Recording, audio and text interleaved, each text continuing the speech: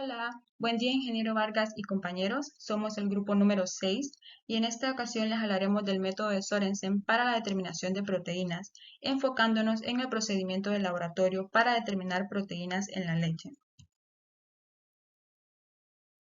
En la actualidad existen diferentes métodos para la determinación de concentración total de proteínas y también para la detección individual de proteínas en matrices alimentarias. Y entre los métodos que determinan proteínas totales tenemos el método de Sorensen, que aunque no es un método de referencia porque no es tan exacto, sí puede ser utilizado como método alternativo debido a su bajo costo, además de su fácil y rápida aplicación. Para comenzar, les hablaré un poco sobre Søren Peter Lauritz Sørensen, un químico danés conocido por su gran aportación al introducir el concepto de pH. Él investigó el efecto de la concentración de los iones sobre las proteínas y creó una forma simple de expresar la concentración de iones de hidrógeno en una solución, lo que conocemos ahora como la famosa escala de pH.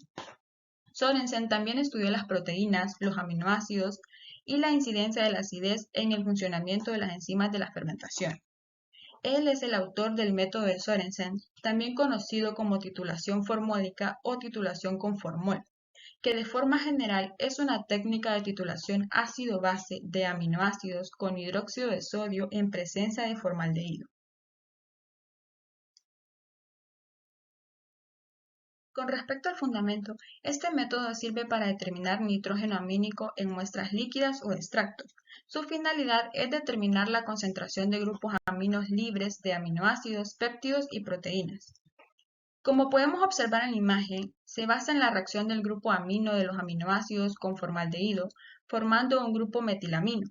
De esta manera se bloquea el grupo amino y es posible valorar la acidez de la solución con hidróxido de sodio, utilizando como indicador fenolftaleína, y a partir de la cantidad de hidróxido de sodio que se consume, es posible determinar la cantidad de nitrógeno amino libre. Como lo mencioné antes, nos enfocamos en la determinación de proteínas en la leche, puesto que este método se usa principalmente para el estudio en esta matriz. Por lo tanto, en el caso de la leche, lo que ocurre al adicionar el formol a la muestra es que la caseína, que representa un 80% del contenido proteico total, pierde su propiedad alcalina, y el formaldehído se une a los grupos amino de los aminoácidos, dejando los grupos carboxilos libres. Esto produce cambios en la acidez titulable de la leche, que puede ser valorada con hidróxido de sodio. La cantidad de hidróxido de sodio que se utiliza para esta neutralización es el dato que ocupamos para calcular la cantidad de proteínas presente en la muestra. Una consideración importante es que al utilizar este método, la leche debe ser fresca y microbiológicamente estable. Adicional a esta información, las proteínas de la leche se caracterizan por un elevado valor biológico, puesto que contienen los aminoácidos esenciales necesarios para nuestro organismo. De hecho, las propiedades fisicoquímicas más importantes, especialmente las relacionadas con su estabilidad, derivan de la presencia de proteínas. Investigando, encontramos que es importante conocer el contenido proteico de la leche, ya que sus funciones intervienen en la formación de otros componentes como la lactosa y la grasa. Y además, este análisis es fundamental para la elaboración de productos lácteos. Aparte de esto, obtener como resultado un bajo porcentaje de proteínas en la leche podría indicarnos que el producto ha sido adulterado. Hola, ahora hablemos del método de Sorensen-Walker en la determinación de proteínas en la leche.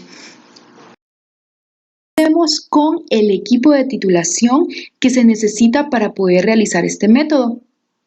Necesitamos bureta graduada, un matraz Erlenmeyer, pipeta, vaso de precipitado. ¿Los que necesitamos cuáles serán? Bueno, aquí lo decimos. Una muestra de leche, porque estamos determinando proteínas en la leche, una solución de hidróxido de sodio al 0.1 normal, solución de formol al 37% o al 40%. Como dato adicional, el formol es un aldehído altamente volátil. Oxalato de potasio, indicador de fenolftaleína al 0.5% o al 1%. Y por último, agua destilada. El procedimiento general en este método de Sorensen-Walker. Como paso número 1, necesitamos neutralizar la formalina con hidróxido de sodio hasta viraje de la fenolftaleína. Como paso 2, tomar una cantidad determinada de leche como muestra problema. Luego, en un paso 3, añadir agua destilada. Será el doble del volumen de la muestra y adicionar unas gotas de fenolftaleína. Luego, medir el pH. Si tenemos, por ejemplo, 10 mililitros de una muestra de leche, que sería el paso 2, ahora necesitamos agregarle agua destilada. Entonces voy a agregar 20 mililitros de agua destilada porque es el doble del volumen de mi muestra de leche. Y en un paso 4 tenemos neutralizar la acidez titulable natural de la leche con la solución de hidróxido de sodio hasta la aparición de un color rosa persistente. Luego medimos el pH. Bueno, este color rosa persistente puede tardarse unos 30 segundos aproximadamente. En un paso número 5 tenemos añadir a la leche neutralizada una pequeña cantidad de formol. Esto va a provocar que la muestra se vuelva a acidificar. Luego comprobamos el pH en ese momento.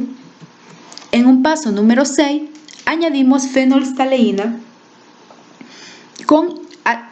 y valorar la acidez con hidróxido sódico hasta la aparición nuevamente del color rosa tenue. Anotar el volumen consumido. No olvidar esto. Los mililitros de la segunda titulación con hidróxido de sodio lo vamos a multiplicar por un factor que es un factor empírico porque varía y depende de la relación de la caseína con respecto a las demás proteínas, al igual que de la técnica empleada. A esta titulación se le resta el volumen de la solución estándar, es decir, el blanco, y se multiplica por el volumen de la muestra, resultando los gramos por litro de proteína y cumpliéndose el objetivo de la experiencia de laboratorio. Se necesita calcular el porcentaje de error de la práctica porque ustedes saben que todo esto puede presentar un margen de error, el cual lo vamos a comparar con los gramos por litro de proteína que indica la caja de la leche comercial. Es importante conocer el contenido proteico de la leche, ya que sus funciones intervienen en la formación de otros componentes de la leche como la lactosa y la grasa, y puede cubrir las necesidades de aminoácidos de nuestro organismo. Ahora bien, resaltando esta fórmula que tenemos aquí, 1.7 por A menos B me va a dar los gramos de proteínas, un porcentaje. Este 1.7 es el factor empírico que va a variar, no siempre va a ser el mismo, pero sí valores cercanos. A es el gasto de hidróxido de sodio al 0.1 normal que tengo en la muestra y B será mi gasto de hidróxido de sodio al 0.1 normal en el blanco. Hablemos de los usos de este método de Sorensen-Walker. Pues estamos hablando de que se utiliza en la determinación de proteínas en la leche, ¿verdad? Entonces este sería como su principal uso para un método rápido para determinar ese contenido de proteínas en la leche mediante una valoración ácido-base. Pero también es uno de los métodos utilizados en la elaboración del vino. Esto es para medir el nitrógeno que está presente en la levadura que se necesita en la elaboración del vino y para así completar con éxito la fermentación. Hablemos de las limitaciones que tiene este método de Sorensen. Este método es un método muy conocido, también se le conoce como el método de titulación con formol. Este método se considera muy rápido, pero no es un método de referencia, o sea, ¿esto por qué? Porque no es exacto, no me va a tirar valores exactos. ¿Y a qué se debe esto? Bueno, se suele tener la explicación, se suele tener porque realmente no es cierta o no está evidenciado, de que el aminoácido original es neutral porque el grupo amino básico neutraliza al grupo ácido y que con la adición del formaldehído el carácter básico de ese grupo amino se va a destruir y me va a dar como resultado que el grupo ácido quede libre para ser valorado. Pero esta visión no es del todo correcta.